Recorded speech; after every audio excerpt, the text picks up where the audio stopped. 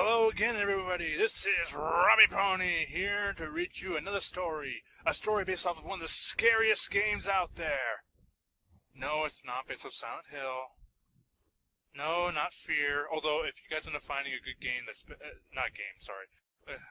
good story based off of Fear, let me know. I'd be very interested in reading that.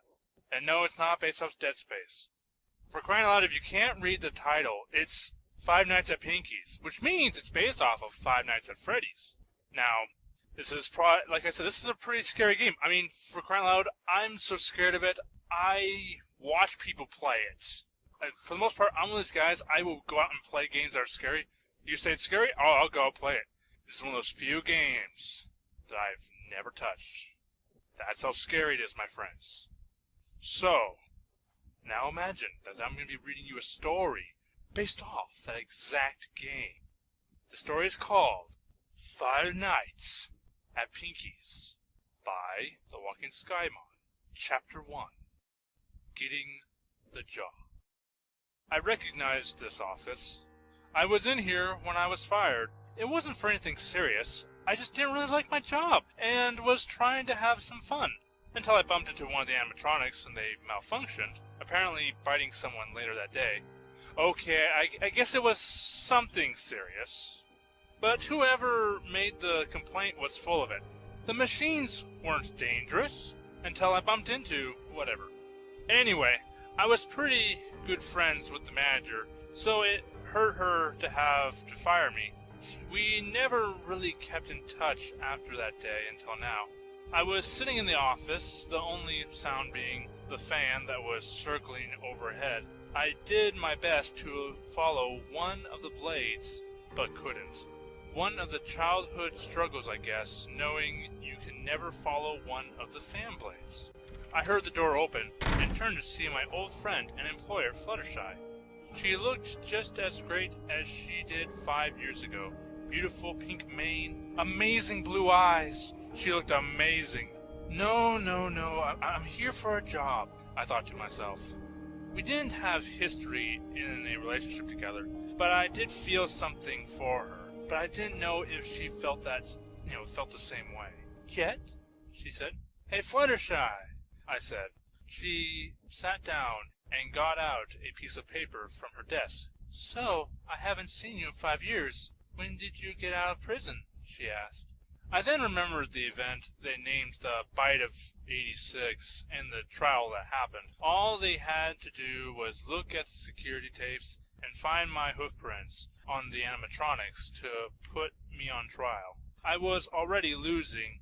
Then some pony had to come in and claim they saw me bump into the animatronic. Last year. You know I didn't mean to do it, right? I told them. I said, I didn't mean to do it! You know that, right? I asked.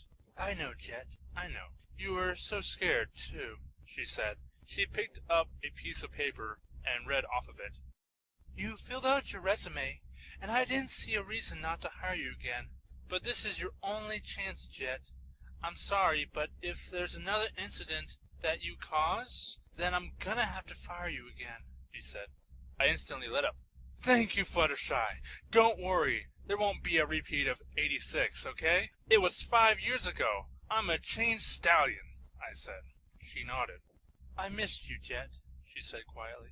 I missed you too, Flutters, I said.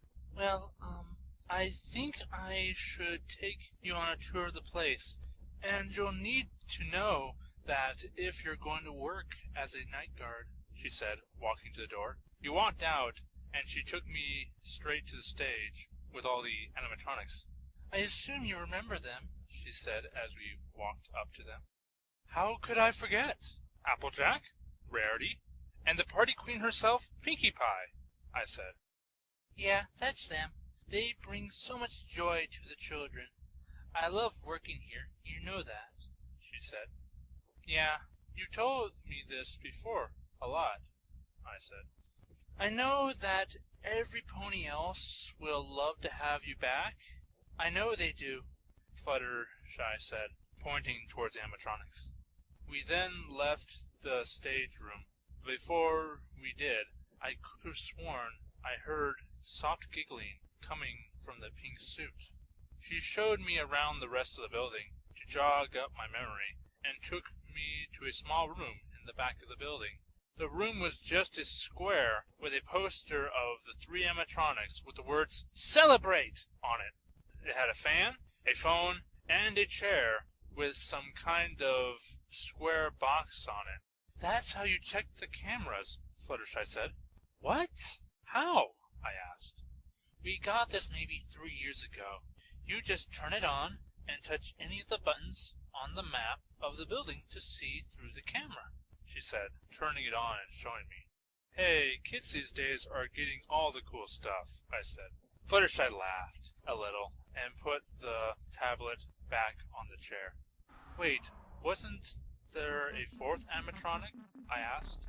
"Yeah, but we had to shut her down due to the incident. The poor children were devastated," he said. I remember bumping into an animatronic, but not which one. I then remembered that it was the one in the Clouds Cove area that bit some pony.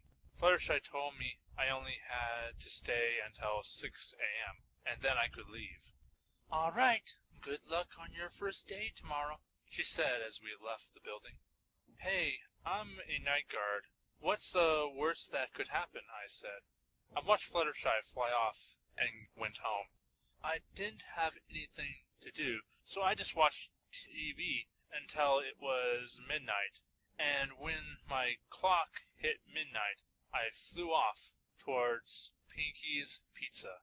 My mind started telling me to go back and watch more TV, but I just shut the idea down. I told Fluttershy I had changed, and I had. I was going to take my job seriously, and I wouldn't slack off on work tonight. When I walked in and the other guy left, I went straight to my little square room. Once I had settled myself, I checked the clock. 12 a.m. My shift had officially begun. I turned on the tablet just how Fluttershy showed me and checked on the cameras. Nope, no pony was trying to break in. Nothing was broken, breaking, leaking, nothing. I looked at the clock and it read 12 o'clock. I groaned loudly. "Okay, come on, Jet. You just have to do this for 6 hours and then you go home," I said to myself.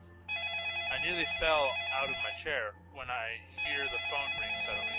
It rung for a while and then played the message it had pre-recorded onto it. "Hello? Hello? Hello?